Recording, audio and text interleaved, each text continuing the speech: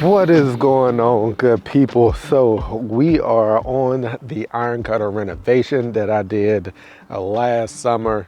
This was previously a cool season grass, ryegrass, that I completely renovated over to a warm season cultivar IronCutter by MVP Genetics, which is a Bermuda grass.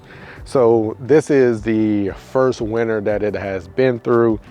We got more snow this season than we've had in the past couple of years, which is going to be interesting to see how this comes out of dormancy. So warm season grass will turn this complete paper sack brown when the time comes for the winter.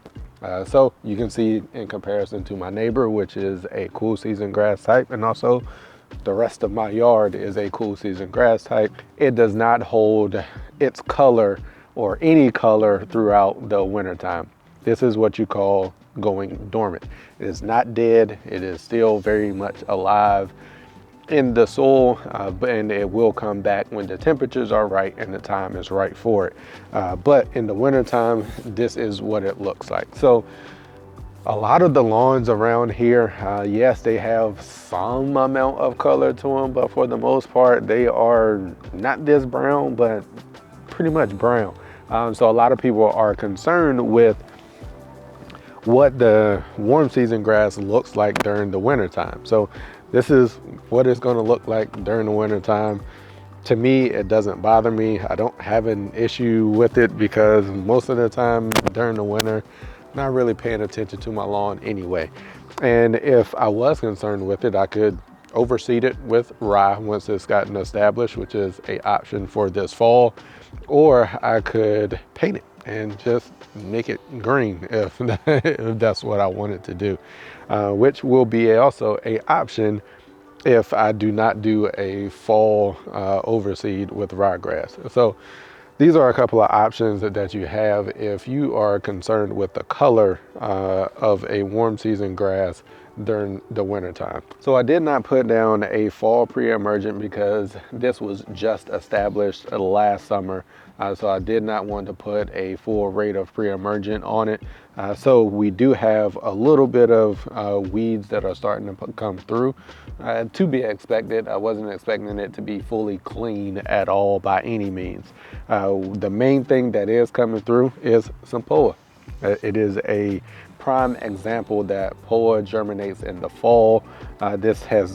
These POA plants have been here for some time. They definitely germinated last fall, and you can see it in the dormant Bermuda grass very easy, which you typically probably wouldn't be able to see it as well in a cool season grass type. But that is why we say if you're dealing with POA, a fall pre-emergent application is the best way to prevent the POA problem this year, this coming up season.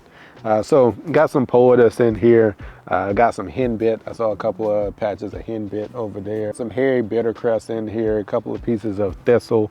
But again, this area is like 400 square feet. I am not concerned with it at all. What I'm really gonna do with the POA is I'm gonna come through and hand pull what I see, and I'll do the same thing with the other weeds that are in here, just so they don't go to seed. One thing I do not want is this POA to go to seed, but the good thing about a warm season grass type, you can get rid of POA very easy. POA can be eliminated very easily in a warm season grass type. Not so easy to do in a cool season grass type because POA is a cool season grass type, so there are not very many herbicides out there that will selectively remove POA and not damage your cool season lawn. So right now, where the Bermuda grass is, I'm not really worried about it at all to do anything to it at this point in time. I am gonna hold off on a spring pre-emergent. I could get down a spring pre-emergent, but I'm just gonna hold off on it. I'm not gonna put down a pre-emergent. I really want this, especially this area, to get established a little more. I could put down a pre-emergent, but being that this area is so small, I can easily hand pull or spot treat any weeds and stuff that I get in here with a post-emergent. That would be very simple, very easy to do because I'm not dealing with a larger area. So that is the reason that I'm holding off on my pre-emergent, just to allow it to get more established without any hindrance of it from putting down a pre-emergent. So the first thing that I am going to do on this lawn is going to be getting it scalped back when the time is right. Soil temps are still too cold right now for the Bermuda to even start waking up. So get it scalped back, get it cleaned off.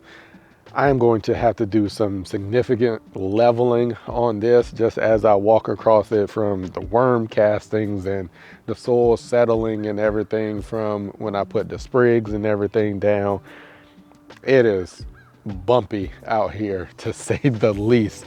Good thing is it's not a very large area, but I am going to have to do a good amount of leveling, I can already tell.